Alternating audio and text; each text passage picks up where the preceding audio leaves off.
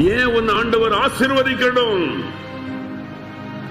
இவ்வளவு ஆசீர்வாதம் கொடுத்த ஆண்டவருக்கு நீ ஒன்றுமே செய்யவில்லை, இன்னும் ஏன் உன் ஆண்டவர் ஆசீர்வதிக்க வேண்டும்? பதில் சொல். உனக்கு ஏன் ஆண்டவர் வெற்றி கொடுக்க வேண்டும்?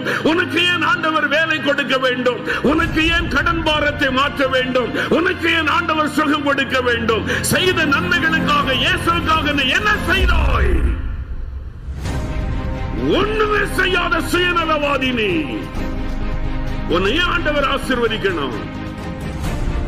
படிக்கிறதுக்கு எவ்வளவு முயற்சி பண்ற, மார்க் எடுக்கிறதுக்கு எவ்வளவு பிரயாசப்படுற, ஒரு வேலை தேடுவதற்கு எவ்வளவு பிரயாசப்படுகிறாய்? இயேசுக்காக என்ன பிரயாசப்பட்டாய் நீ? சிலுவை சுமந்த ஆண்டவர், ரத்தம் சிந்தின ஆண்டவர் ஒரு நாயை போல தெருவில் இழுத்துக் கொண்டு போய் உனக்காக ரத்தம் சிந்தினாரே, அவருக்காக நீ என்ன செய்தாய்?